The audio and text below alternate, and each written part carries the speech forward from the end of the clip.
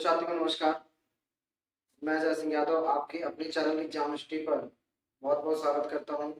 जैसे कि आपको पता है कि हम लगातार आपके लिए पॉलिटी की क्लास लेकर के आ रहे हैं और उसमें भाग 5 और भाग 5 में राष्ट्रपति को अध्ययन कर रहे हैं, ठीक ना। और राष्ट्रपति के अध्ययन में हम कहाँ तक क्या क्या अध्ययन कर चुके हैं। तो जैसे कि राष्ट्रपति की शक्तियों का अध्ययन कर रहे हैं और उन शक्तियों में भी जैसे कि आपको पता होगा कि शुरुआत में हमने राष्ट्रपति की शक्तियों को दो भागों में बांटा गया था। एक शक्ति थी जिसका नाम यहाँ पर कहें तो सामान्य शक्ति थी और दूसरी जो है आपातकालीन शक्ति थी। तो आपातकालीन शक्तियों को हमने तीन भागों में बांट करके पढ़ लिया है, ठीक है। और आपको यहाँ पर हमने अच्छे तरीके से समझा दिया है। और जो सामान्य शक्तियाँ होती हैं उसके कई सारे खंड हैं। कई सारे खंडों में हमने जो खंडों में बांट करने कर पढ़ने का प्रयास किया है वो जैसे कि हमने कार्यपालिका शक्ति आपको पढ़ा दिया है। कार्यपालिका शक्ति के बाद राष्ट्रपति की जो न्यायिक शक्तियाँ होती हैं वो भी हमने आपको पढ़ा दिया है, ठीक है। और न्यायिक शक्तियों के बाद जो आज हमारा टॉपिक होगा अगला वो राष्ट्रपति की विधायी शक्तियाँ होंगी। क्या होगा भैया? राष्ट्रपति की विधायी शक्तियाँ। विधायी शक्तियों का मतलब जो संसद होती है उन संसद में राष्ट्रपति का क्या रोल होता है, ठीक ना। जो आप जानते हो संसद जो होती है वो लोकसभा और राज्यसभा राष्ट्रपति से मिलकर के बनी होती है। तो संसद में जो लोकसभा राज्यसभा होता है, जो सदन होता है हमारा, उसमें राष्ट्रपति का क्या हस्तक्षेप होता है या क्या भूमिका होती है, इस बात को समझना है। और वही सारी बातें यदि हमने समझ लिया तो उन्हीं सबको क्या नाम दे देंगे? उन्हीं सबको कहेंगे राष्ट्रपति की विधायी शक्तियों का नाम देंगे, ठीक है। तो जैसे एक आर्टिकल के थ्रू यहाँ पर हम देखेंगे कि इसमें क्या है। जैसे कि एक आर्टिकल यहाँ पर है आर्टिकल नंबर 86, यानी कि आर्टिकल नंबर 86 में क्या लिखा हुआ है ये समझने का प्रयास करते हैं। इसमें लिखा हुआ है कि राष्ट्रपति का अभिभाषण क्या है। इसमें है राष्ट्रपति का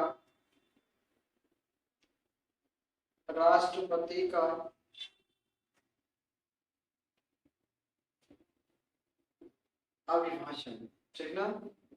तथा सदन को संदेश भेजने का अधिकार यहाँ पर लिखा है, ठीक है। तो आर्टिकल नंबर 86 क्या कहता है कि राष्ट्रपति को अभिभाषण तथा सदन को संदेश भेजने का अधिकार होता है। तो देखिएगा यहाँ पे क्या लिखा हुआ है, राष्ट्रपति का अभिभाषण तथा सदन को संदेश भेजने का अधिकार है। इनको दो खंडों में अगर देखें तो ये दो खंडों में बांट करके अगर पढ़े तो बेहतर तरीके से समझ सकते हैं। दो खंडों का क्या मतलब है? राष्ट्रपति का अभिभाषण और सदन को संदेश भेजने का अधिकार। ये दो दो चीजों में इसे आप बांट करके समझना। जैसे क्या राष्ट्रपति का अभिभाषण, राष्ट्रपति सदन को कभी भी क्या कर सकता है, वहां पर अपना भाषण दे सकता है, ठीक ना। भाषण का मतलब वहां पर बोलना, ठीक है। भाषण का मतलब अभिभाषण या भाषण कह सकते हो आप। तो संसद के लोकसभा या राज्यसभा किसी एक सदन में वहां पर क्या होता है, कभी भी बोल सकता है, ठीक है। तो ये होता है उसका राष्ट्रपति का अभिभाषण होता है। और सदन को संदेश भेजने का अधिकार, जैसे कि सदन में कुछ विधेयक वगैरह अगर वहां पे जैसे कि मान लीजिए लंबित पड़े होते हैं तो क्या होता है कि राष्ट्रपति उसमें संदेश भेजता है सदन को कि ये जो चीजें हैं जो सदन में जो मतलब लंबित पड़े हुए हैं, सॉरी जो लंबित पड़े हुए विधेयक होते हैं, क्यों लंबित पड़े हुए हैं, इस तरह से कुछ संदेश राष्ट्रपति के द्वारा सदन को भेजे जाते हैं। तो यहाँ पे ये होता है जो आपका मोस्ट इम्पोर्टेंट बनता है वो ये राष्ट्रपति का अभिभाषण। राष्ट्रपति का अभिभाषण किस आर्टिकल में है? तो अनुच्छेद नंबर यहाँ पर 86 में है।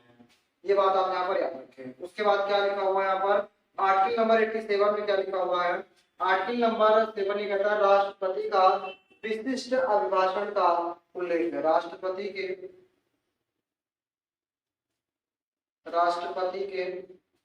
विशिष्ट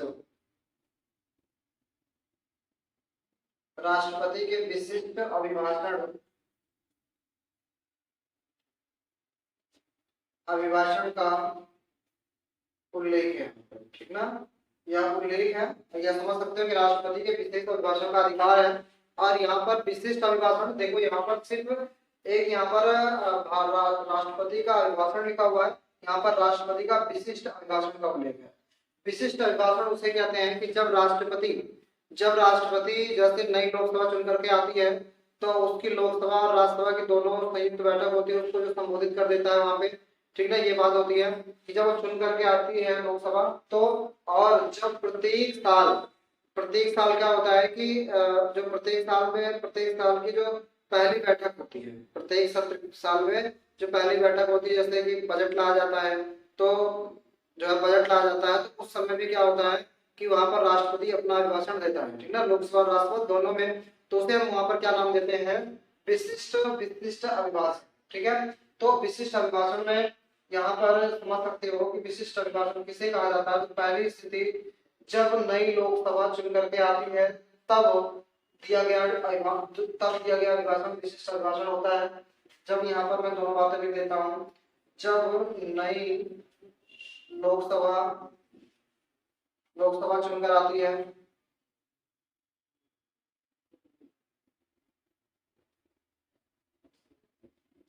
जब नई लोकसभा चुन करके आती है तो उसको वहां पे क्या नाम दे देता है, विशिष्ट अभिभाषण कहा जाता है, ठीक है, जब वहां पर उनके द्वारा कुछ बोला जाता है। तो दूसरा क्या होता है, ठीक ना, साल का पहले सत्र पर दिया गया भाषण, प्रत्येक वर्ष के शुरुआती सत्र में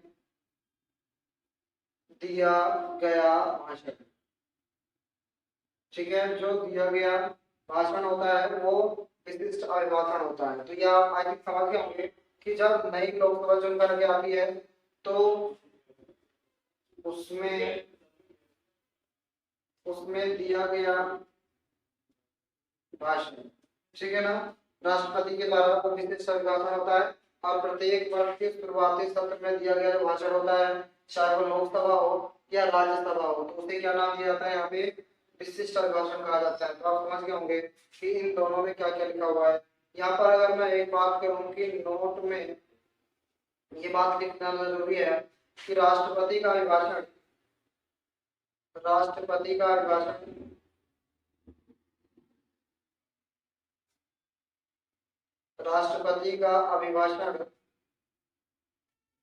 मंत्रिमंडल तैयार करता है, मंत्रिमंडल तैयार करता है।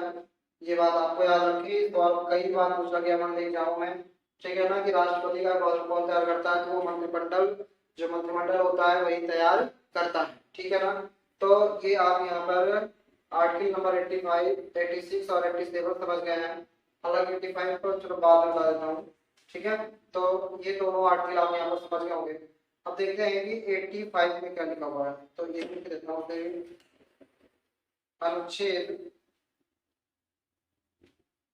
85 में क्या लिखा हुआ है, ठीक है ना, या इसे मिटा करके लिख देते हैं।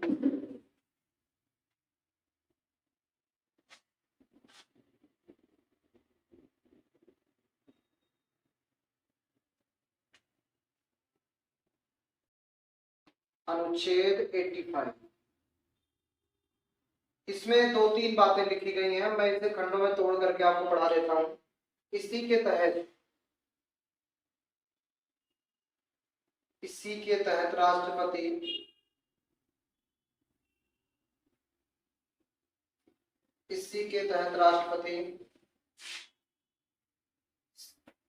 संसद को या सदनों को आहूत करता है।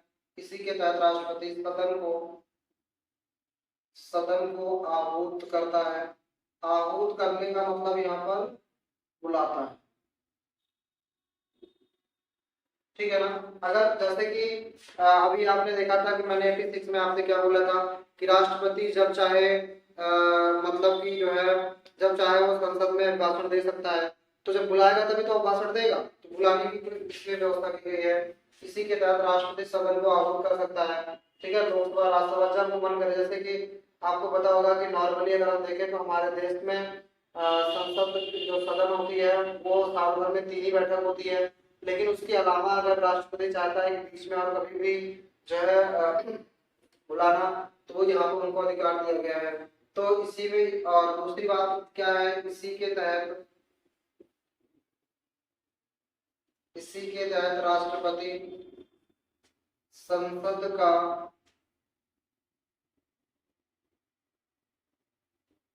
सदन लिखता हूँ, सदन